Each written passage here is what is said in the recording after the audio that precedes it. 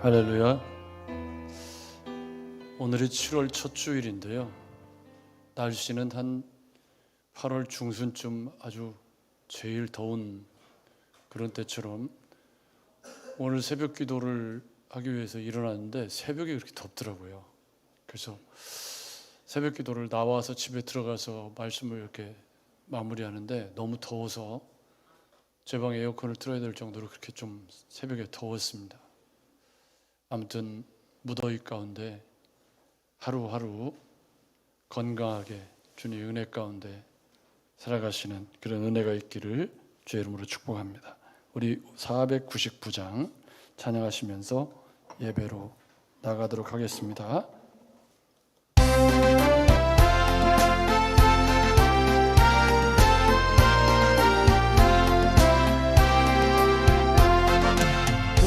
그가 사는 백성들을 보라. 수많은 심령 멸망하겠네.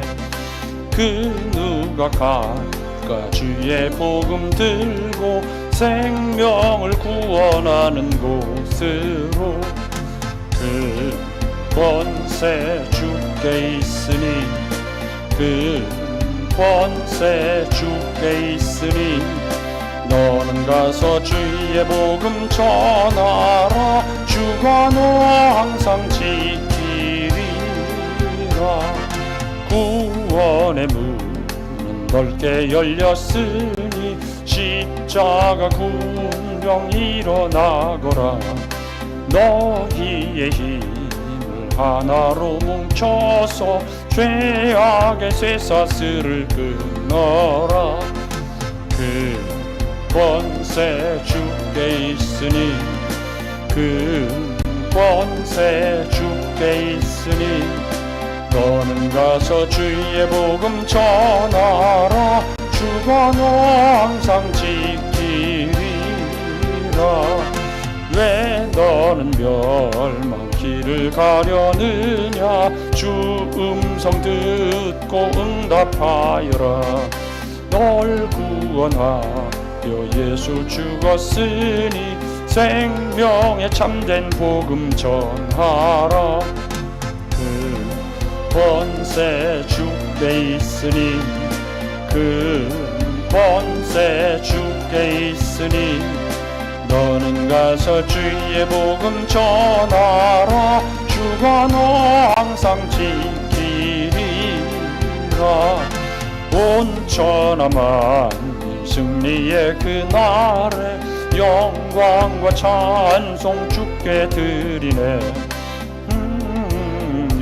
입어 구원받았으니 기쁘게 할렐루야 부르세. 그 권세 주께 있으니, 그 권세 주께 있으니, 너는 가서 주의 복음 전하라. 주가 너 항상 지키. 4절입니다. 4절. 천하 만민 승리의 그날에 영광과 찬송 주께 드리네. 속죄함 입어 구원받았으니 기쁘게 할렐루야 부르세. 큰 권세 주께 있으니, 큰 권세 주께 있으니, 너는 가서 주의 복음 전하라. 주가 너 항상 지키리라. 사도신경으로 우리의 신앙을 주님 앞에 고백하겠습니다. 전능하사 천지를 만드신 하나님 아버지를 내가 믿사오며 그 외아들 우리 주 예수 그리스도를 믿사오니, 이는 성령으로 잉태하사 동정녀 마리아에게 나시고 본디오 빌라도에게 고난을 받으사 십자가에 못 박혀 죽으시고 장사한 지 사흘 만에 죽은 자 가운데서 다시 살아나시며 하늘에 오르사 전능하신 하나님 우편에 앉아 계시다가 저리로서 산 자와 죽은 자를 심판하러 오시리라. 성령을 믿사오며 거룩한 공회와 성도가 서로 교통하는 것과 죄를 사하여 주시는 것과 몸이 다시 사는 것과 영원히 사는 것을 믿사옵나이다. 아멘. 502장 찬양입니다. 502장.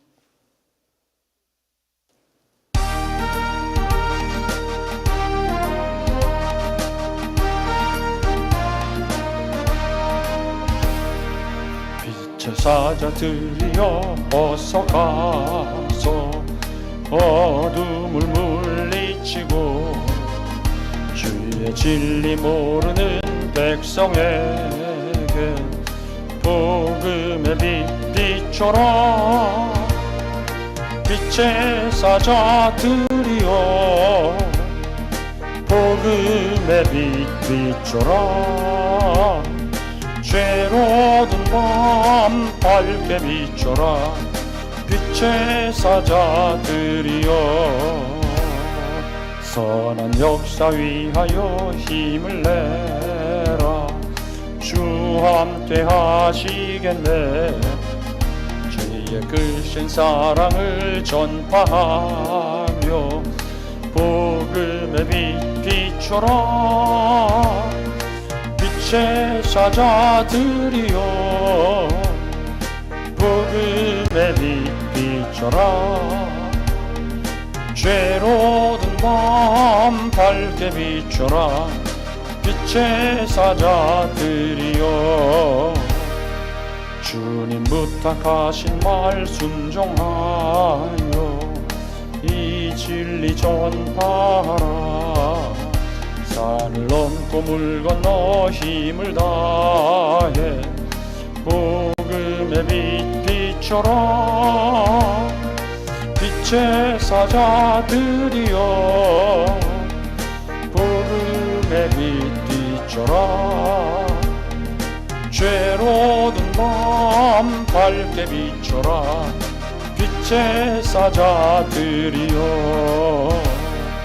동서남북 어디나 땅끝까지 주님만 의지하고 눈 어두워 못 보는 백성에게 복음의 빛 비춰라. 빛의 사자들이여 복음의 빛 비춰라. 죄로 든 밤 밝게 비춰라. 빛의 사자들이여 예배를 위해서 정윤경 집사님 기도해 주시겠습니다. 예배를 위해서 정윤경 집사님 기도해 주시겠습니다. 기도하시겠습니다. 우리의 힘이 되신 여호와여, 우리가 주님을 사랑하고 의지하게 하시니 감사드립니다. 아멘. 늘 주님과 동행하며 주님의 자녀로서 합당한 삶을 살기를 원하지만 우리는 연약하여 세상 사람과 같이 살다가 주님의 자녀임을 잊을 때가 많습니다. 우리를 강건하게 지켜주시옵소서. 늘 기도하는 삶으로 주님과 동행하게 하여 주시옵소서. 아멘. 전쟁으로 고통받는 우크라이나 국민을 기억하시고 위로하시고 지켜주시옵소서. 속히 그 전쟁이 끝나 다시 평화로운 삶을 되찾기를 소원합니다. 우리 어울린 교회를 사랑하사 날마다 부흥하게 하시고 성도들 간의 화합과 기쁨으로 서로 교제하게 하심을 감사드립니다. 서로 나누고 베푸는 귀한 교회로 잘 성장되기를 소원합니다. 아멘. 각 기관에서 봉사하는 지체들을 축복하시고 기관마다 더욱더 성장 부흥하게 하여 주시옵소서. 다니엘 세우신 목사님 영육간에 강건하게 붙들어 주시고 그 말씀을 받는 저희들 또한 늘 성령 충만함으로 주님의 자녀된 축복을 누리며 살게 허락하여 주시옵소서. 처음 시작이오니 마치는 시간까지 성령님 함께 하시기를 소원하며 예수님 이름으로 기도드립니다. 아멘. 주님 오늘 말씀해 주시고 축복해 주시옵소서.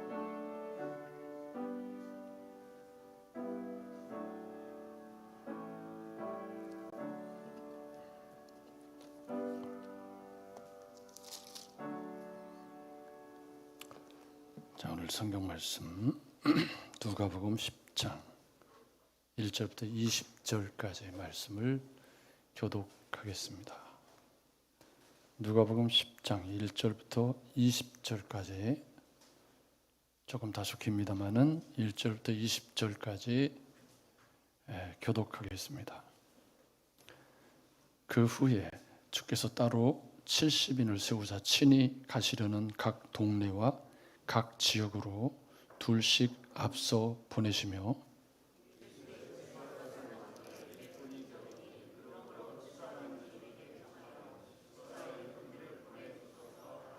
갈지어다 내가 너희를 보냄이 어린 양을 이리 가운데로 보냄과 같도다.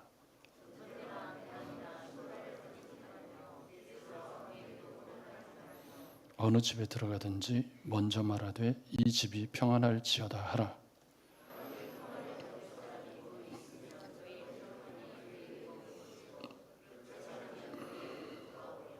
그 집에 유하며 주는 것을 먹고 마시라. 일꾼이 그 싹스를 받는 것이 마땅하니라. 이 집에서 저 집으로 옮기지 말라.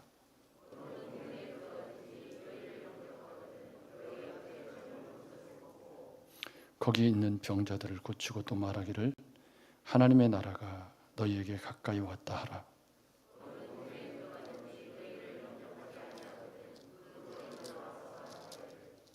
너희 동네에서 우리 발에 묻은 먼지도 너희에게 떨어버리노라. 그러나 하나님의 나라가 가까이 온 줄을 알라 하라.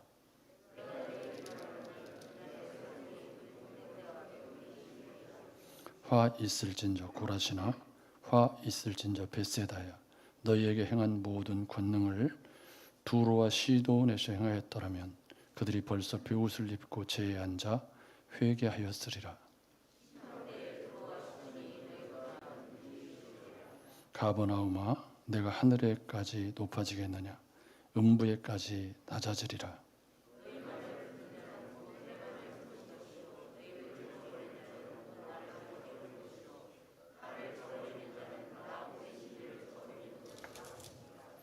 칠십인이 기뻐하며 돌아와 이르되 주여 주의 이름이면 귀신들도 우리에게 항복하다이다.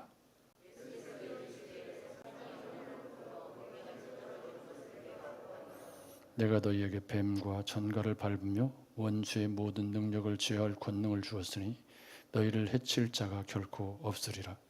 그러나 귀신들이 너희에게 항복하는 것으로 기뻐하지 말고 너희 이름이 하늘에 기록된 것으로 기뻐하라 하시니라.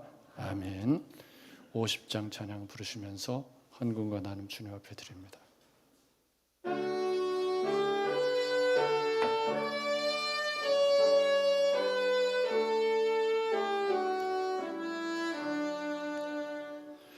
내게 있는 모든 것을 아낌없이 드리네. 사랑하고 의지하여 주만 따라 살리라. 주께 드리네. 주께 드리네. 사랑하는 구주 앞에 모두 드리네.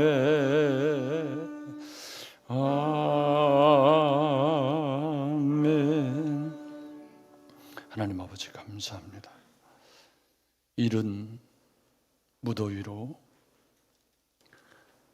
다소 지치고 힘든 그런 7월 첫 주간을 맞이함에 있어서 지난 한 주간 무더위 가운데 또 윗지방은 물난리로 인해서 어려움을 겪는 가운데 우리 사랑하는 성도들 각자 삶의 자리에서 하나님의 은혜 가운데 건강한 모습으로 오늘도 함께 얼굴을 대면하고 예배하고 말씀 듣고 찬양하고 교제할 수 있는 복된 은혜를 주신 것을 감사와 찬양을 드립니다.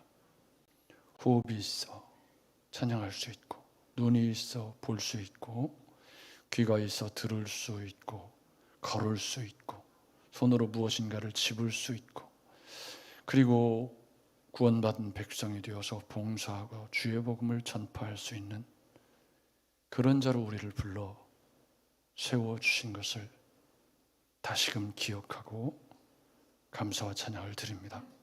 하나님 아버지, 사랑하는 성도들이 고물가 시대를 살아가면서 어려움 중에 그러나 여기까지 도우신 주님의 은혜를 잊지 아니하고 감사한 마음을 담아 이 모양 저 모양 11조의 헌금으로 나눔의 헌금으로 모퉁이돌 헌금으로 선교 헌금으로 제목을 달아 드리게 하시니 감사합니다. 드린 마음 주께서 아십니다. 저들의 주님 사랑하는 믿음과 감사한 마음과 주님이 주신 것들에 대한 그런 감사가 주님 보시기에 기뻐하실 만한 것이 되어서 주님이 저들보다 앞서 행하시며 형통케 하시며 저들이 기도하는 것들에 빠르게 응답하시는 놀라운 은총으로 함께해 주시옵소서.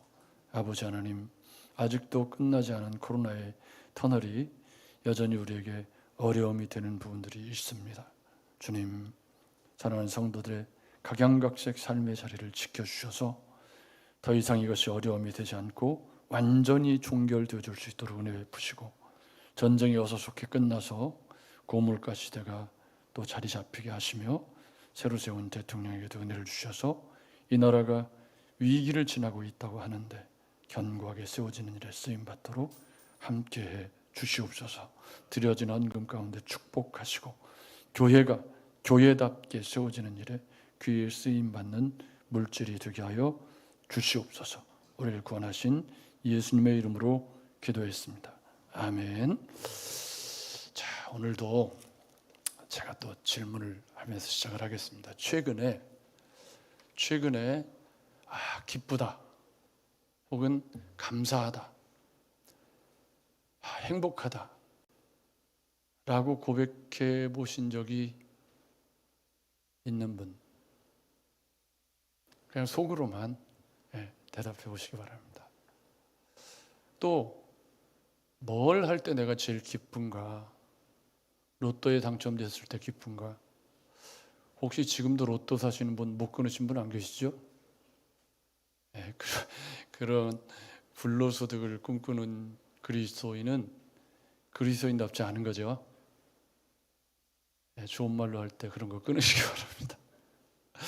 그런데 뭘 할 때 제일 기쁘시죠? 혹시 최근 10수년간 뭘 해도 기쁜 적이 없다. 이건 불행한 인생을 살고 있다는 증거입니다. 그런 분은 허다못해 무엇이라도 기뻐할 수 있는 일을 빨리 만드셔야 돼요. 그게 취미생활이 됐든 뭐가 됐든 삶을 의미 있게 하고 건강하게 만들 수 있는 일들을 찾아내셔야 하고 그리고 그런 일에 시간을 들일 수 있어야 합니다. 그런데 오늘 성도가 기뻐해야 할 것, 성도의 기쁨이라는 것이 오늘 설교의 제목을 20절로 잡은 거예요. 귀신들이 너희에게 항복하는 것으로 기뻐하지 말고 너희 이름이 하늘에 기록된 것으로 기뻐하라. 아멘. 그러니까 성도의 기쁨이 무엇이어야 하느냐? 저는 이 말씀을 두 가지 측면에서 보는 거예요. 왜냐하면 이 말씀이 전도에 대한 문맥에서 나온 말씀이기 때문에 두 가지 측면으로 보는 거죠. 하나는 내 이름이 생명책에 기록된 것이 내 기쁨의 원천. 또 하나는 내가 복음을 전해서 생명이 구원받아 다른 사람의 이름이 생명책에 기록되는 기쁨. 혹시 예수 믿은 지 오랜 세월이 지났지만 가까이 있는 사람들에게 예수 믿으세요, 이거 한 번도 못 해보신 분, 그리고 내가 예수 믿는 것도 버거워가지고 그냥 이렇게 교회를 질질 끌려 나오고 막 이렇게 죽지 못해 신앙생활을 하고 있다면 그분에게는 성도의 기쁨은 없을 것 같아 보인단 말이죠. 성도로서 분명히 예수께서 우리에게 주시는 기쁨이 있는 줄로 믿습니다. 그 기쁨은 여기 오늘 20절 말씀에 전도자들에게 주님이 주신 말씀인데, 생명이 주께 돌아왔을 때 그때 성도가 느끼는 기쁨. 사실은요, 전도가 안 쉬운 게요, 제가 가만히 보니까 누구를 전도해서 교회에 이렇게 모시고 왔어요. 뭐 어떻게 전도를 했든지 우리 교회 와봐, 겁나게 좋아, 뭐 이렇게 했든지, 아무튼 그 모셔오면 그걸로 끝나는 게 아니죠. 모셔오면 그분이 잘 정착할 수 있도록 계속 관심을 가져야 되고 도와줘야 되고, 또 그분이 안 나오면 전화해야 되고, 거기까지가 전도잖아요. 근데 여러분, 그분이 이렇게 견고하게 세워졌을 때 내가 누리는 그런 기쁨, 그거를 수십 년 예수 믿으면서 한 번도 경험해 보지 못했다. 이건 뭔가 요즘 우리가 공부하고 있는 히브리서하고 비슷한 모양인 거죠. 여러분, 히브리서를 받는 수신자들이 적어도 한 30년 이상 지났어요. 우리도 예수 믿은 지 30년이 지났죠. 네. 근데 30년이 지났는데도 여전히 어린애인 거예요. 그리고 자꾸 그때가 좋았다고 옛날로 돌아가려고 하는 그런 사람들에게는 오늘 20절이 말씀하고 있는 성도의 기쁨은 아마 한 번도 경험하지 못한 것일 수도 있겠다. 어쨌든 예수 믿고 구원받아 내가 주님의 기쁨이 되는 꿈을 꾸기도 해야 되지만, 주님이 내게 주시는 기쁨을 맛보시는 성도의 기쁨을 누리시기를 주의 이름으로 축복합니다. 오늘 말씀을 듣는 중에 성도의 기쁨, 이걸 도대체 내가 들어보기나 했나, 경험해보지도 못했나, 이런다면 다시 한번 이 말씀을 잘 듣고 성도의 기쁨을 회복하시는 기회로 삼으시는 복된 주일이 되시기를 주의 이름으로 축복합니다. 오늘 70인의 전도대 70명을 파송한 이야기입니다. 그 후에 이 말은 앞에 있는 이야기에 이제 연결되어져 있다. 근데 여기 70명은 12제자를 뺀 사람들이에요.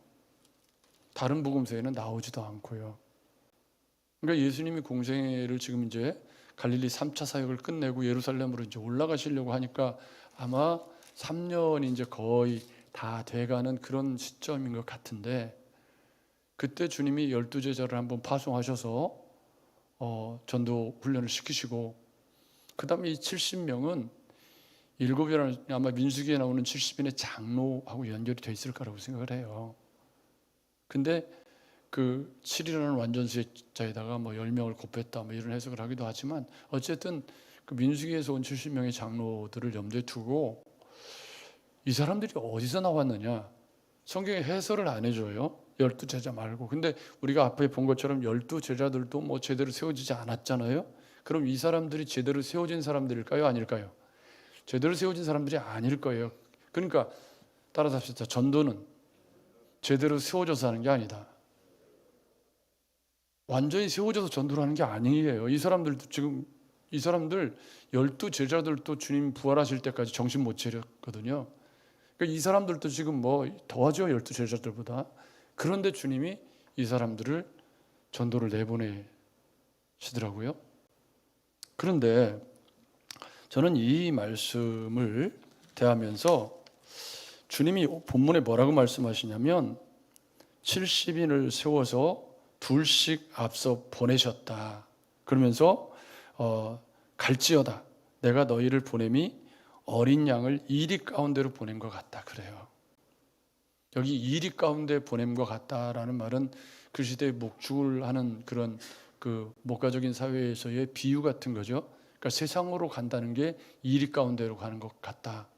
아마 우리 불가리아 손승연 선교사님도 이리 가운데 있는 게 아닌가 싶은 생각이 드는데요. 그러니까 여기서 이리 가운데라는 건 뭐죠?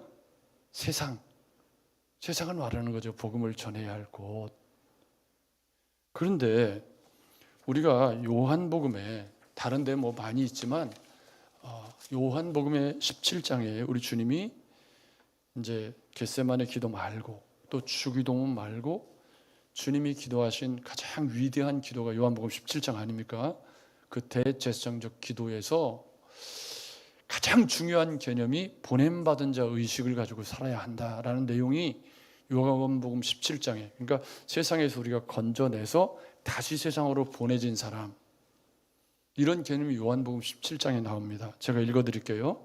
요한복음 17장 18절에 아버지께서 나를 세상에 보내신 것 같이 나도 저희를 세상에 보내었고, 그러니까 지금 70인의 전도대만 이리 가운데로 보내진 게 아니고 우리도 세상에 보내진 사람들이라는 거죠 지금.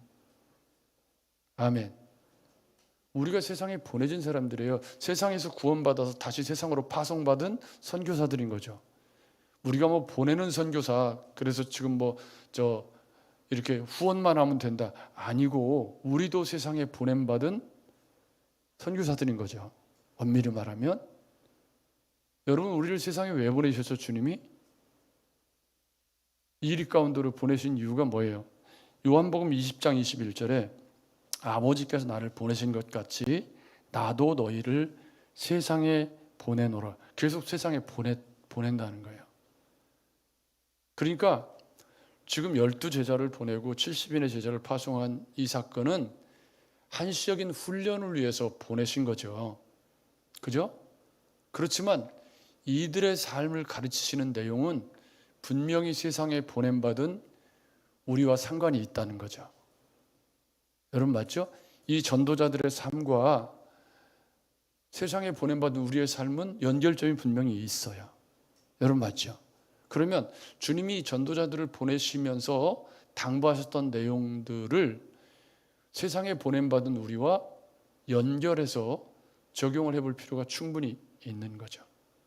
또 성경의 다른 곳에서는 제가 자주 인용하지만 너희는 세상에 보내진 그리스도의 편지다. 그럼 세상 사람들이 우리를 보고 그리스도의 편지를 읽는 거죠. 근데 세상 사람들 우리를 보고 그리스도를 보는 게 아니라 저런 뒤에 말을 생략하겠습니다. 저게 무슨 예수 믿는 거라고, 저것도 목사라고. 그러면 세상에 보내진 편지가 어떻게 된 거예요? 지금 잘못 전해진 거죠? 예수 그리스도를 아름다운 덕을 선전해서 그리스도께로 돌아오게 하는 게 세상에 보내진 편지의 목적인데, 또 다른 곳에서는 사도 바울이 그리스도의 향기, 그리스도로 옷 입었다, 이런 표현도 쓰고 있고요. 또 요한복음에서는 너희가 서로 사랑하는 모습을 보고 안 믿는 사람들이 야, 예수 믿으면 저렇게 사는 거구나 하고 배우도록 보이지 않는 하나님을 보여주라, 이런 표현도 있단 말이죠. 그러니까 우리가 보내심을 받았다라는 건 단순한 문제가 아니고요. 너희는 세상의 빛이요 너희는 세상의 소금이다. 다 보여지는 존재라는 거예요. 그러니까 세상 사람들이 예수 믿는 사람 그러면 예수 안 믿는 사람들이 그래도 우리보다는 낫게 살아야 된다는 생각을 하는 거죠. 여러분 동의하십니까? 우리가 보냄받은 자라는 사실에 대해서 이 70인의 제자들은 한시적으로 지금 훈련차 보냄을 받았지만 우리는 주님 다시 오시는 날까지 보냄받은 자로 살아야 돼요. 아멘. 그러면 그 보냄받은 자로 살아가는 데 있어서 주님이 이 70인의 제자들에게 12제자에게 했던 말과 거의 똑같은 얘기를 반복을 하셨는데, 둘이 가라, 둘이 함께. 이건 뭐냐면 둘은 증인의 수니까 최소한 2명 이상이 가라. 이거는 우리가 이제 교회의 공동체성을 이야기하는 것인데요. 그거는 이제 그렇게 중요해 보이지는 않지만 어쨌든 보낼 때 둘씩 보내면서 몇 가지를 얘기하시는데, 첫째는 뭐냐면 전도자들에게 전대나 주머니나 두 벌의 신을 가지지 말라. 전대 돈 지갑이고 주머니는 일용품을 넣는 그 크로스백이나 이런 백 같은 걸 의미하고요. 그 다음에 신은 맨발로 다니라는 의미가 아니라 여벌의 신발을 의미하는데 왜 이런 걸 가지지 말라고 할까요? 이건 내용적인 의미는 무슨 뜻이냐면 주님만 의지하라 하는 거예요. 세상에 보냄받은 자로서 우리가 돈이 너무 많고 그러면 주님 없어도 얼마든지 잘 살 수 있잖아요. 여러분 맞죠? 그러니까 부자 나라에 점점 그리스도인이 줄어드는 이유가 부해지면 주님이 그렇게 썩 필요치 않은가 보더라고요. 저는 이제 부해지지 못해 봐가지고 잘 모르겠는데 혹시 돈 많으신 분들 그런가요? 그러니까 성경에 부자가 왜 천국에 들어가는 것이 낙타가 바늘길을 통과하는 것보다 어렵다고 하냐면 부자 자체가 문제가 아니고 부자가 되면 예수 믿기가 어렵다는 뜻인 거죠. 지금 그게 여러분 맞죠? 그러니까 여기 전도자로 보냄받은 자로 살아갈 때 주님보다 더 의지하는 것이 있어서는 안 된다는 의미가 두보로 전대 뭐 이런 거예요. 우리끼리니까 얘기해 보세요. 통장에 잔고가 좀 많고 보험 막 빵빵하게 들어놓고 차도 사고 나면 죽을까 봐 그냥 아주 튼튼한 탱크 같은 놈 타고 그러면 조금 마음이 더 평안한가요?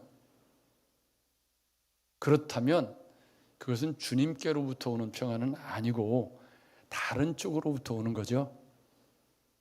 지금 전도자에게 두보로 이 얘기를 하시는 이유는 그런 거가 없어야 된다. 주님만 의지하고 주님을 신뢰하고 주님이 먹이시는 것들을 기대하면서 보냄받은 자로 살아야 된다. 굉장히 중요한 의미죠. 여러분 맞죠? 이 말이 보험 하나도 들지 말고 통장에 잔고 이론도 없어야 된다. 그런 뜻은 아닙니다. 물론 주님이 일용할 양식을 구하라고 말씀하셨기 때문에 그 말씀은 이 말씀과 똑같이 일맥상통하는 거예요. 여러분 맞죠? 내일 일은 내일이 염려하도록 내버려 두고 너희는 오늘 최선을 다해 살아라. 이건 내일이 우리 것이 아니라는 거기 때문에 여기 두보로 이 신발 이런 얘기들은 전부 다 주님만 의지하는 사람이 보냄받은 자의 조건이라는 뜻이죠. 그런데 더 중요한 건 보냄받아서 뭘 하느냐? 평안을 빌라는 거예요.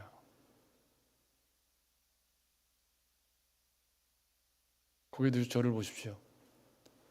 자, 저는 이 화평의 복음에 거의 생명을 걸고 살다시피 하는 목사인데 예수 믿는 사람의 열매가 화평의 열매냐 아니냐, 보냄받은 자로서 세상에 존재할 때 화평케 하는 자로 존재하느냐 트러블 메이커로 존재하느냐는 내 삶에 내가 예수 믿는 사람으로서의 삶의 열매에 제일 꼭대기에 맺혀 있는 가장 중요한 열매입니다. 보냄받은 자로서 세상에 존재할 때 이 보냄받은 자가 화평을 그들에게 전하는 사람, 이 화평, 이 평안이라는 말은 구약시대의 히브리인들이요 샬롬이라는 인사를, 지금도 샬롬이라는 인사를 우리 시민들이 하고 있는데 안부를 물을 때 사무엘 하에, 또 사람을 만났을 때, 헤어질 때, 이럴 때 샬롬이라고 구약에 인사를 했고요. 그리고 이 샬롬이라는 말의 뜻은 평강을 빕니다. 평안하냐, 평안히 가십시오. 이게 이제 헬라어로 번역될 때는 에이레네예요. 샬롬, 히브리어는 샬롬이고 헬라어로 번역될 때는 에이레네인데, 이 샬롬이라는 말은 이 하나님의 평안, 그러니까 하나님의 구원이 도래함으로 말미암아 성도가 누리는 마음의 평안의 상태를 샬롬이라고 그래요. 이건 전문 용어인 거죠. 기독교 신앙의 전문 용어 샬롬. 그런데 성도, 이 보냄받은 자는 그 어디를 가든지 간에 그곳에 평안을 비는 사람이 되어야 한다. 만약에 거기 평안을 받을 사람이 있으면 이 말은 평안의 아들 혹은 평화에 합당한 사람, 평화를 이룩할 수 있는 사람, 즉 이 말은 무슨 얘기냐면 그 하나님의 평안의 축복을 받을 준비된 사람이 거기에 있으면, 이런 뜻이거든요. 그러면 그 사람은 그 평안을, 이게 무슨 얘기냐면 우리가 평안의 복음을 증거해서 그 평안의 복음을 받아들였다는 말은 그 사람이 구원받았다는 뜻이에요. 그러니까 70인의 전도대에게 주님이 하나님 나라 뒤에 하나님 나라 복음을 전파하라는 말씀 앞에 너희는 가서 화평을 전하는 자가 되어야 한다. 그러면 그 화평의 복음을 받기에 합당한 사람이 그것을 받아들이면 그 사람에게 그 화평은 임하는 것이다. 이렇게 설명을 하고 있어요. 그러니까 저는 이 말씀이 보냄받은 자로서의 가장 중요한 삶의 열매가 화평의 열매여야 하고, 보냄받은 자로서 내 이웃과 주변 사람들에게 화평의 복음을 증거하는 자가 되어야 한다. 아멘. 아멘. 여러분, 이건 아무리 강조해도 약함이 없다. 나는 원래 생긴 게 그래요. 뭐 그런 소리 하지 마세요. 훈련하셔야 돼. 훈련하시고 또 훈련하셔서 조금 더 온유한 사람으로, 조금 더 화평케 하는 자로 가는 데마다 분란 일으키고 다툼 일으키고 문제 일으키고 깨지게 하고, 이건 보냄받은 자로서 올바른 삶의 자세가 아니라는 거죠. 여러분, 팔복 가운데 가난한 자, 심령이 가난한 자는, 애통하는 자는 가다가 제일 끝으로 쪽에 가면 뭐가 나오죠? 화평케 하는 자는 복이 있나니, 이렇게 나와요. 성격이 까칠하고 사교성이 부족하고 뭐 별의별 얘기를 다 할 수 있지만 결국 그건 주님 안에서 고쳐가야 되는 거지 핑계댈 수 없는 거다. 여러분 동의하십니까? 보냄받은 자로서 우리는 화평케 하는 자가, 내가 화평케 하는 자로 존재해서 그 화평을 받을 만한 사람이 그곳에 있으면 그 사람이 구원받는다. 이건 얼마나 우리가 화평을 전하는 자로서의 삶이 중요한지를 말해주는 아주 대표적인 구절입니다. 보냄받은 자는 우리의 삶의 자리에서 화평을 전하는 사람으로 존재해야 합니다. 여러분 이것을 꼭 기억하셔서 어디를 가든지 화평케 하는 자로 존재하시기를 주의 이름으로 축복합니다. 그 다음에 이제 집에서 옮기지 말아라, 또 차려놓은 것을 먹고, 이런 말씀들이 나오는데요. 이건 이런 뜻이에요. 보냄받은 자로서의 품위를 좀 지켜라. 이 차려놓은 것을 먹고라는 말은 이 보냄받은 곳이 꼭 다 유대인들이 아니기 때문에 이방인들한테도 갈 수도 있어요. 그러면은 이방인들이 전도자가 와서 성의를 다해서 음식을 차려놓았어요. 그 목회자로 살아가다 보면 그냥 제 식습관이나 이런 거 제가 좋아하는 호불호에 관계없이 차리 좀 먹어야 될 때가 많아요. 혹시 제가 이제 말을 흘려가지고 뭘 좋아한다 그러면 가는 데마다 그것만 또 내놓는단 말이지. 그러니까 절대 그걸 흘리면 안 되겠더라고. 대신방하는데 뭘 좋아한다 그러면 가는 집마다 그거 내놓으면 이제 이게 아주 그냥 그러면 안 되겠더라고요. 커피 좋아한다 그러니까 그냥 갈 때마다 어디 가서 커피만 가져. 야, 그래 안 되겠구나. 그래서 절대 내 죽음을 적에게 알리지 마라. 비밀로 해야 되겠다. 근데 차려놓으면 뭐든지 먹어야 되잖아요. 신방 가는데 열심히 준비해서 내놓았는데 나 이거 내 취향이 안 맞아요. 그리고 안 먹으면 시험 들잖아. 그런 내용이에요. 지금 이게 전도자는 혹시 이방인의 집에 가서 이거 우상에게 절한 거 아니야? 의심이 가는 음식이 있어도 먹어야 된다. 이건 무슨 얘기죠? 보냄받은 자는 성육신하는 삶을 살아야 된다. 이 집 저 집 옮겨 다니지 말라는 말은 거기 있다가 더 좋은 집 나왔다고 홀딱 옮기고. 여러분 우리 시대에 전에는 옛날에 제가 어렸을 때는 개척교회가 사명, 개척교회 섬기는 것이 사명이라는 분들이 그렇게 많았어요. 요즘에는 삼각교회에 오는 것은 절대로 금기사항이잖아요. 여러분 말고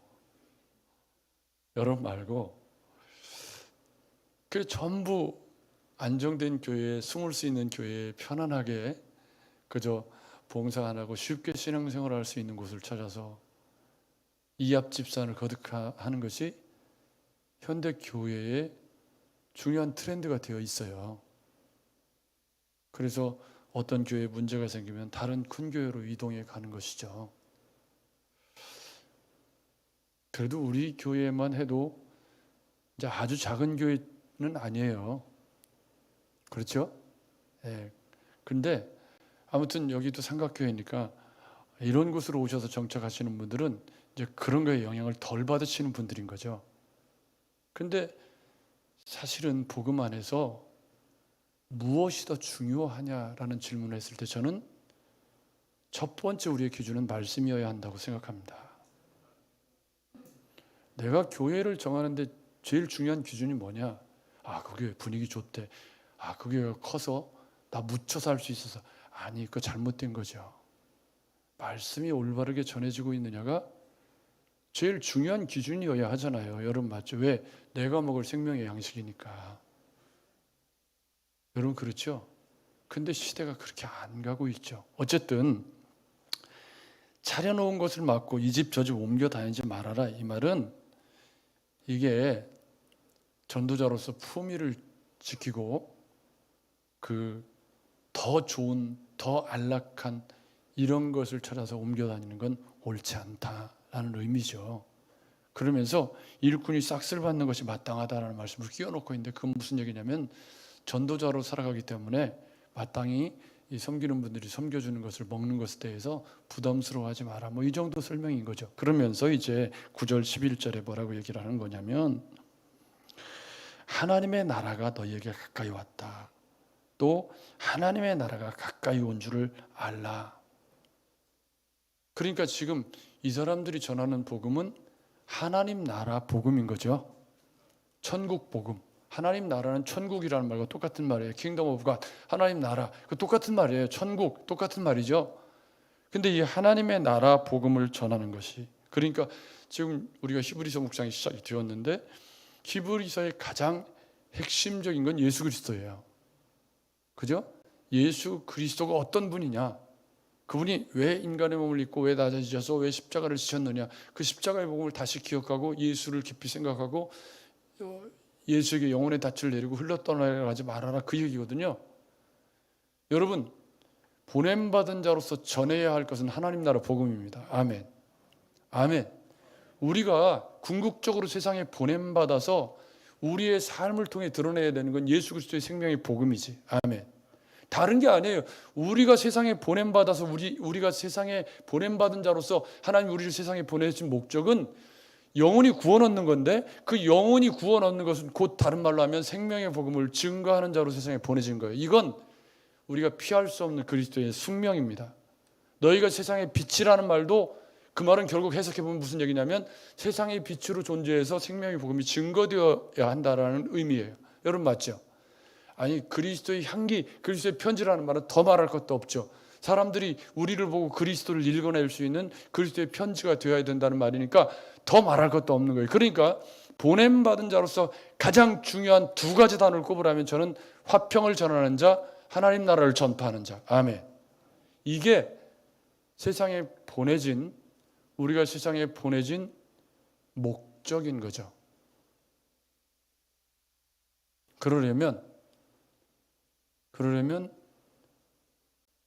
내가 보냄받은 자로서의 의식이 충만해서 늘 그것을 의식하고 어떤 기회든지 간에 하나님 나라 복음을 근데 여기 하나님 나라에 가까이 왔다 이 말은 굉장히 중요한 표현인데요. 이 하나님 나라 공부할 때 이 굉장히 자주 공부하는 표현인데 복잡하니까 제가 간단하게 정리를 해드리면 하나님 나라가 지금 너희 가운데 임했다 이런 말이거든요. 어멍 이게 무슨 얘기냐면 하나님의 통치가 지금 귀신이 쫓겨나고 뭐 이렇게 하는 거기에 지금 하나님 나라가 도래했다 이런 의미란 말이에요. 그러니까 이거는 이제 하나님 나라가 선포적인 의미, 침략해 들어간다는 의미가 굉장히 강하죠.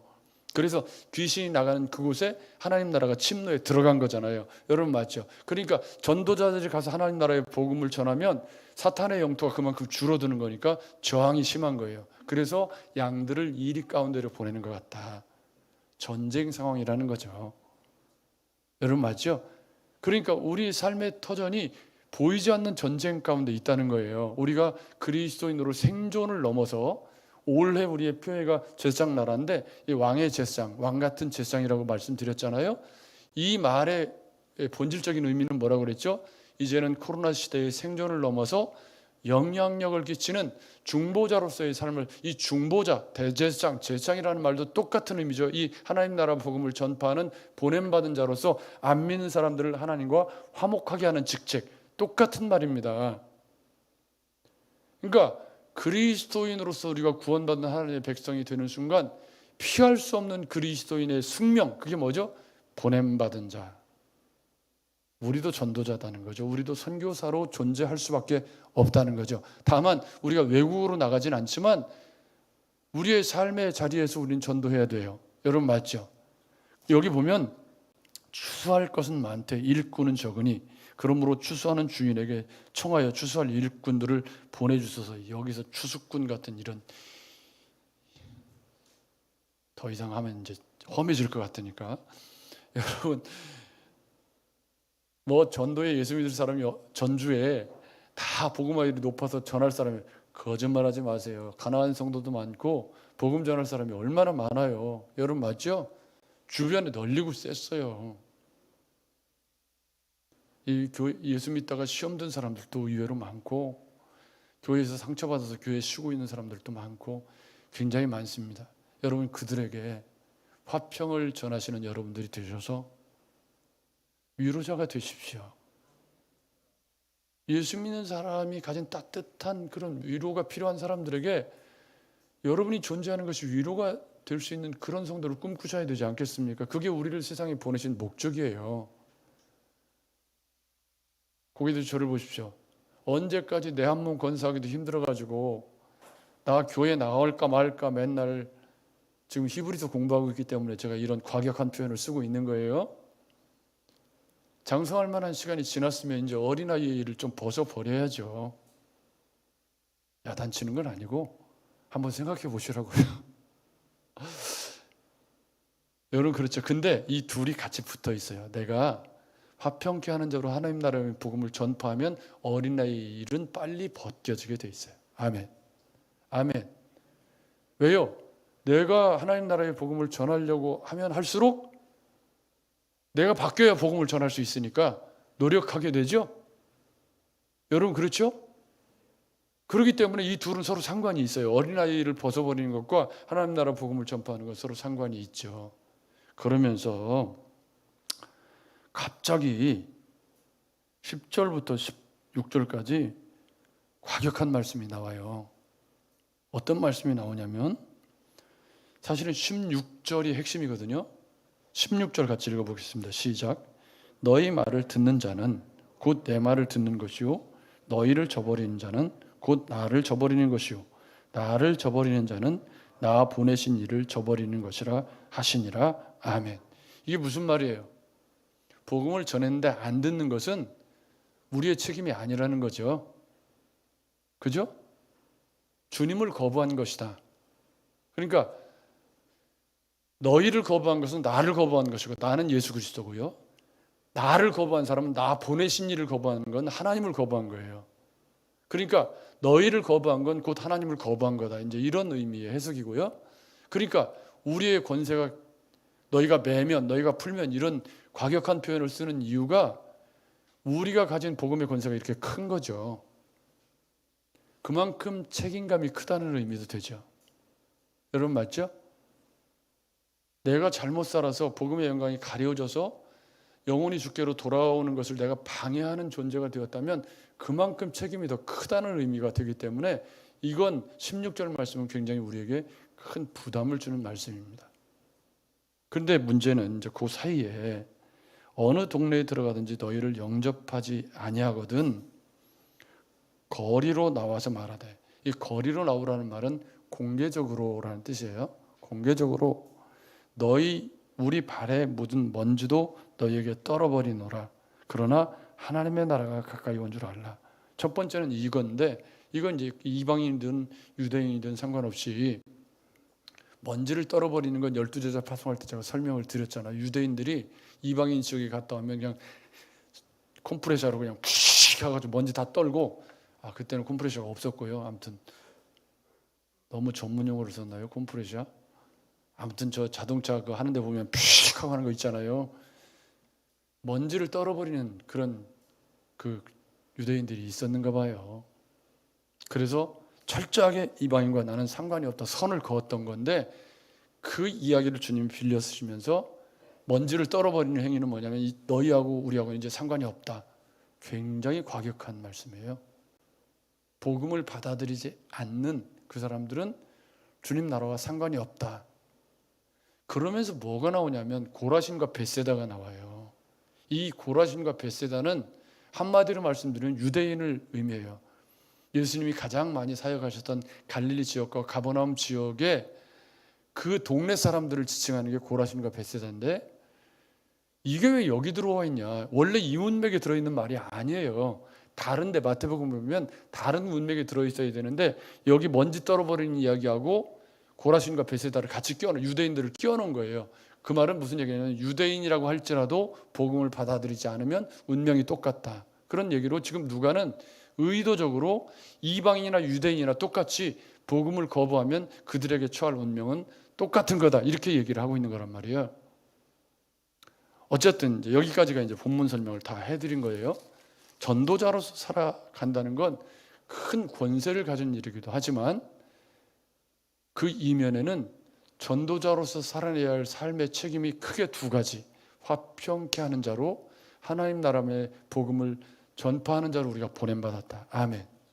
아멘. 이건 우리가 예수를 믿는 한 외면할 수 없는 절대적인 마태복음 28장을 굳이 우리가 세상 끝날까지 뭐 그 말씀을 우리가 인용하지 않더라도 지상명령을 인용하지 않더라도 지금 우리 주님이 우리가 보냄받은 자로서 세상에 어떤 모습으로 존재해야 되는지를 70년을 파송하면서 우리에게 가르쳐주고 있는 거죠. 근데 이제 이 어린 신자들이 나갔다가 돌아왔어요.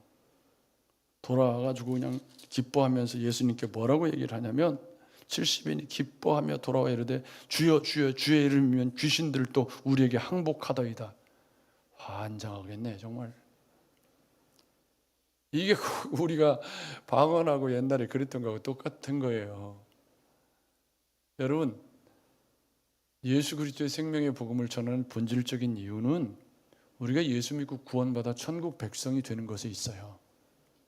귀신을 내쫓고 병 낫고 하는 건 그 사람들을 예수 복음으로 인도하기 위한 과정이지 그게 본질이 아니에요. 여러분 맞죠? 혹시 아니라고 생각하시는 분 계시나요? 귀신 내쫓는 거하고 예수 믿는 거하고 상관이 있어요 없어요? 엄밀히 말하면 상관이 없지. 근데 귀신이 나가야 예수가 들어가니까. 여러분 맞죠? 병을 고치고 죽은 자를 살리신 것은 아직 복음이 편만하지 않은 시대에 접촉점을 찾기 위한 주님의 노력들이고 주님이 하나님의 아들이심을 증거하기 위한 그런 표적들이었던 거잖아요. 여러분 맞죠? 그렇지만 지금은 이제 그런 표적이 없어도 예수 그리스도가 널리 알려져 있기 때문에 표적보다는 복음을 전해야 되죠. 여러분 맞죠? 그러니까 지금 이 사람들이 갔다 와가지고 사람들이 예수 믿는 건 어디로 내버리고서 아이고 주님의 이름이면 귀신들도 나가고 이러면서 그걸로 기뻐하더라 이 말이에요. 그러니까 주님이 사탄이 하늘로부터 번개같이 떨어지는 것을 내가 좀 여기 해석이 복잡한데 이건 나중에 주님이 십자가를 질 때 사탄의 정수리를 깨뜨리시는 그 사건을 염두에 두고 있다는 표현 뭐 여러 가지 해석이 있어서 제가 원고에는 아주 꽤 복잡하게 써 놓았는데요.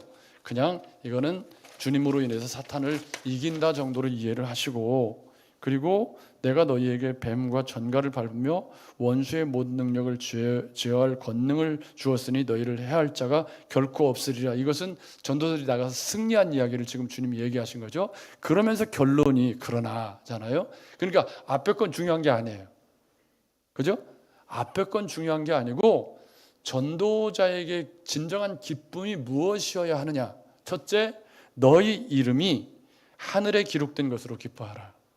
그러니까 이 사람들이 연약한 성도들이에요 지금. 그죠? 연약한 성도들이기 때문에 이 성도들이 전도하고 나와서 가서 복음을 전파하고 와서 그 복음을 전파함으로 말미암아 마음속에 확신이 생겨서 그들이 하늘의 생명책에 기록된 이것으로 너희가 기뻐해야 한다. 이게 첫 번째 성도의 기쁨. 아멘. 그러니까 성도가 이 땅에서 발디로 살아가면서 내가 하나님 나라 백성이 된 것이 기쁨의 원천이어야 하고 거기서 더 적용적으로 나아가 보면 우리가 세상에 보냄받은 자로서 나를 통해서 생명이 주께로 돌아와서 저 영혼이 하늘 생명책에 기록되는 기쁨. 아멘. 아멘. 이건 보냄받은 자로서 꼭 누려야 할 기쁨이라는 거죠. 여러분, 이 기쁨은 반드시 성도가 꼭 경험하고 누려야 할 기쁨인 겁니다. 여러분 70인의 전도자들이 귀신 나가는 걸로 막 기뻐하고 그랬는데 주님이 그거 기뻐하지 마라. 진짜 기뻐해야 될 것은 생명이 주께로 돌아오는 너희가 생명책에 기록된 이게 성도의 진정한 기쁨이 귀신 나가는 거 그까이 거는 그거는 너희가 진짜 기뻐할 일이 아니다. 이게 오늘 말씀의 결론입니다. 결국 보냄받은 자로서의 성도의 기쁨은 내가 하나님의 백성이라는 신분의식에서 나오는 기쁨. 아멘. 하나님의 백성으로 삶의 자리에서 존재할 때 주님 주시는 평안과 주님 주시는 기쁨, 빌립보서에서 사도 바울이 감옥에 있으면서도 그 기뻐했던 그 근원적인 기쁨이 성도의 기쁨이어야 하고, 저는 거기서 조금 더 나가서 우리가 보냄받은 자로서 세상에 존재할 때 나를 통해 영혼이 주께로 돌아오는 기쁨,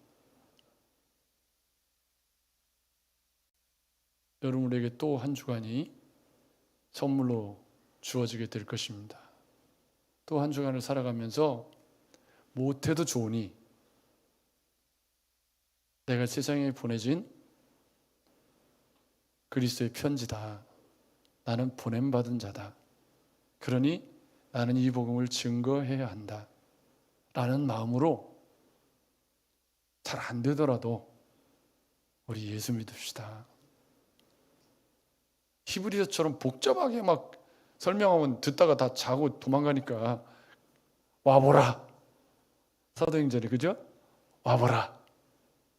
그래도 괜찮아요. 문제는 그렇게 입을 띄었다는 게 중요해. 근데 여러분, 자 거기도 저를 보십시오. 그렇게 말하고 나면 책임이 주어지는 거죠. 뭐죠? 그에 합당한 삶을 예수 믿으세요 해놓고 그냥 야이 하고 싸우고 막 그냥 막 쓰레기 아무 데다나 버리고 그러면 예수 믿으세요 안 하는 게 낫죠? 여러분 맞죠? 그러니 보냄받은 자로 살아간다는 건 궁극적으로는 하나님 나라의 복음을 전하는 것으로 우리가 기쁨을 느끼는 거지만 그 배후에는 화평케 하는 자로서의 성품과 윤리가 반드시 따라야만 한다. 아멘. 여러분 꼭 성품 훈련 하셔야 돼요. 저도 끊임없이 하고 있고요. 어떻게 조금이라도 더 나누고 베풀고 살려고 애를 쓰며 하루하루 몸부림치며 살고 있어요. 여러분도 내가 보냄받은 자다. 아멘. 내가 세상에 보냄받은 선교사야. 이 의식 가지고 또 새로운 한 주간 그 보냄받은 자의 의식으로 충만하셔서 화평케 하는 자로 영혼이 주께 돌아오는 기쁨으로 충만한 한 주간을 만들어 가시는 저와 여러분들이 되시기를 주의 이름으로 축복합니다. 좋으신 하나님, 7월 첫 주일을 우리에게 선물로 주셔서 감사합니다. 우리 주님이 70인의 제자들 12제자와는 다른 어린 신자들을 세상에 보내시면서 내가 너희를 보내는 것이 이리 가운데로 양을 보내는 것과 같다. 그렇지만 너희는 그 세상에서 오직 주님만 의지하고 화평을 전하고 하나님 나라의 복음을 전하는 자로, 너희를 거부하면 나를 거부하는 것이고 하나님을 거부하는 것이니 그 권세를 믿고 나가서 생명의 복음을 증거하라. 도전하시는 말씀을 우리가 살펴보면서 우리가 바로 세상에 보냄받은 자라는 사실을 다시 확인할 수 있었습니다. 이 말씀 앞에서 내가 정말 기뻐하고 있는 것이 무엇인가?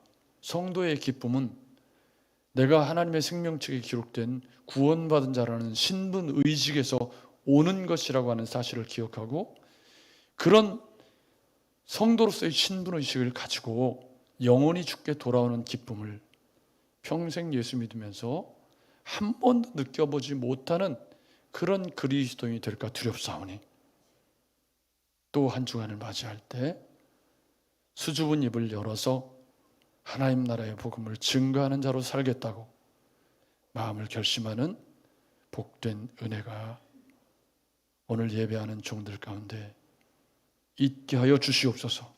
그러나 그 복음을 전하는 일은 그냥 복음이 아니라 화평케 하는 복음이기에 우리의 성품과 윤리도 함께 따라야 할 책임이 있다는 사실을 꼭 기억하면서 무더위 가운데 우리가 우리 마음과 생각을 잘 지켜서 세상 가운데 보냄받은 자로서 화평케 하는 자로서의 삶을 반드시 살아내는 귀한 은혜가 살아가는 종들에게 있게 하여 주시옵소서. 그래서 또 다음 주일 우리가 만나게 될 때 세상에서 실패하고 넘어지고 알고 지은 죄 모르고 지은 죄 갖고 주님께 나왔다고 말하지 말고 세상 가운데 보냄받은 자로서 열심히 살아보려고 노력했다는 감격과 은혜를 가지고 나올 수 있는 귀한 종들 다 되게 하여 주시옵소서. 우리를 구원하신 예수님의 이름으로 기도했습니다. 아멘. 교회 소식 말씀 다음 주 기도 주정미 권사님 새가족 사진 촬영 오늘 촬영 안 하신 분들은 다 촬영을 하셔야 되는데 우리 갑자기 생각이 안 난다. 예란 말고 정여진 집사님 사진 촬영을 좀 도와주시기를 부탁드리겠습니다. 뒤에 카메라는 제가 세팅해 놨고요. 아무튼 안 계시네? 전문가적인 안목으로 좀 도와주시기를 부탁드리겠습니다. 재직회는 제가 고민을 좀 했어요. 이거 오늘 재직회 하면서 사진 촬영이 안 될 것 같아서 다음 주로 재직회는 미루도록 하겠습니다. 교육부서 여러 명이서 잘 준비해 주시고 저희 가정이 화요일, 수요일 새벽 예배 때만 안 보이는 거예요. 근데 아무튼 갑자기 은혜를 입어서 어디를 좀 갔다 오게 됐는데 알면 배 아플 것 같아서 어디라고는 제가 말을 못 하겠고 아무튼 잠깐 다녀오겠습니다. 감사한 마음, 고맙고 감사한 마음입니다. 우리 김민영 집사님께서 그동안 무주로 출퇴근을 했어요. 그래서 주말부부로 젊은데 주말부부로 살았거든요. 근데 동상면으로 옮겨왔다고 합니다. 그래서 이제 출퇴근이 가능해졌대요. 물론 40분 걸리긴 하지만 남의 일이니까 뭐 그냥 그러지 마시고 박수 한번 쳐주시죠. 네, 가까운 곳으로 잘 오셨습니다. 자, 우리 손승현 선교사님 가정이 오늘 이렇게 잠깐 앞으로 나오시죠. 네, 오후에 이제 선교 보고를 듣겠지만 불가리아 복장으로 저렇게 입고 오셨어요. 5년 만에 오신 건데 그 5년 동안에 코로나가 있었어요. 죽도록 고생하고 우리 권종희 선교사님 뭐 사경을 헤매다가 이렇게 살아서 오셨습니다. 우리 자 인사하시고요. 선교사님 여기 앞에 마이크 있습니다. 인사 잠깐 하실래요? 예, 우리 성도님들 저희 잘 살아 돌아왔습니다. 여기서 보내는 동안에 잘 회복돼서 또 잘 살아 돌아오겠다고 약속드리고 불가리아 땅에 들어갈 수 있도록 기도 부탁드리겠습니다. 감사합니다. 네, 코로나가 우리한테도 어려웠지만 불가리아에서는 10배는 더 어려웠을 겁니다. 네, 잘 살아내시느라고 정말 살아내는 것만으로도 죽을 고생을 한 거예요. 의료시설이 낙후되고 외국인이라 홀대받고 어려우셨을 텐데 아무튼 여러분 이분들을 위해서 지속적으로 관심 가져주시고 혹시 시간이 남거나 뭐 있으면 열심히 준비해가지고 갔다가 배달해주고 왜냐하면 이게 남의 집에 사는 거라 이게 그리고 뭐 이렇게 그러잖아요 여러분 그죠? 그러니까 뭐 나 조금 할 줄 아는 거 있으면 조금씩 만들어가지고 열심히 퍼다 날라주시면 이분들이 조금 더 행복하겠죠. 못 올 거예요. 남는 시간에 그런 거라도 좀 하고 그렇게 좀 하고 그러면 좋지 않겠습니까? 네, 우리 들어가시고요. 고맙습니다.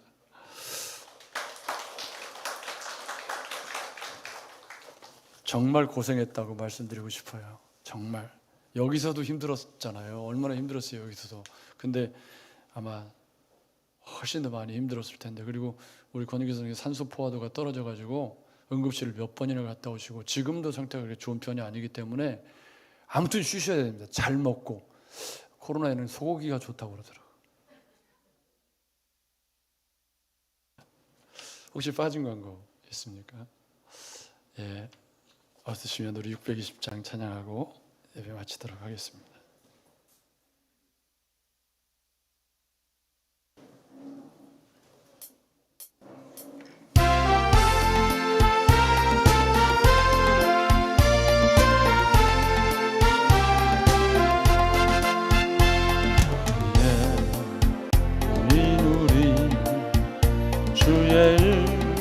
받은 자여라. 주께서 이 자리에 함께 계심을 아노라. 언제나 주님만을 찬양하며 따라가리니 시험을 당할 때도 함께 계심을 믿노라. 이 믿음 더욱 굳세라. 주가 지켜주신다. 어두운 밤에도 주의 밝은 빛 인도하여 주신다.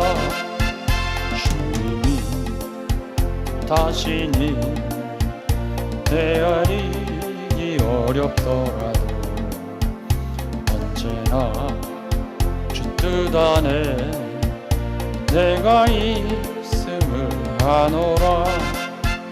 사랑과 말씀들이 나를 더욱 새롭게 하니 때로는 넘어져도 최후 승리를 믿노라.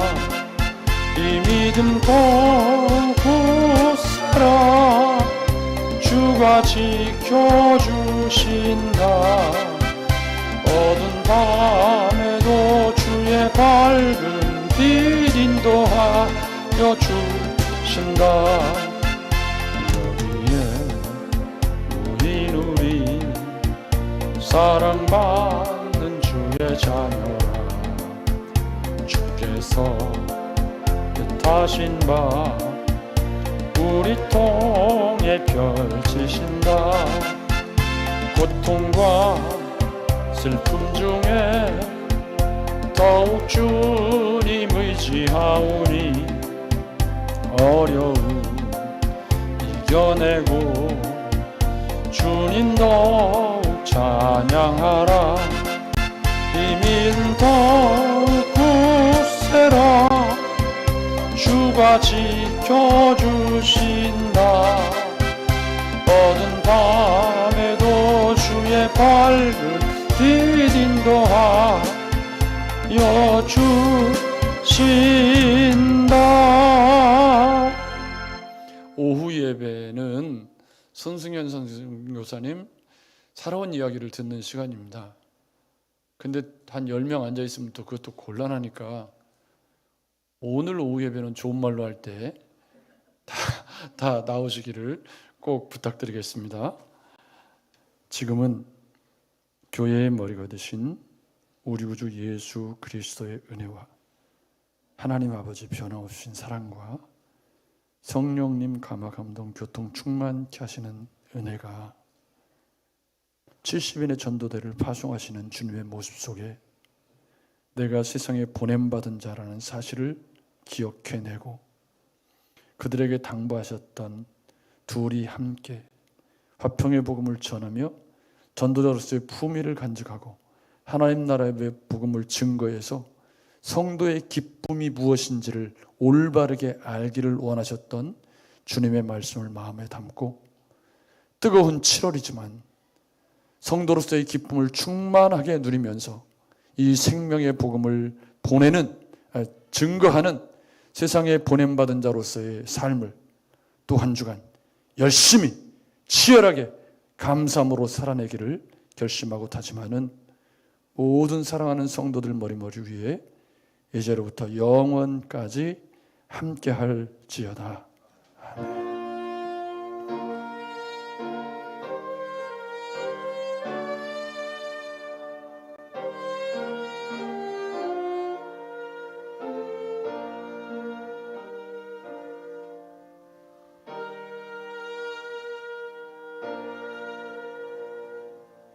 새 가족들은 요 앞쪽으로 좀 오셔서 사진 촬영하실 수 있도록, 안 하신 분들은 요 앞쪽으로 오셔서 사진 촬영하실 수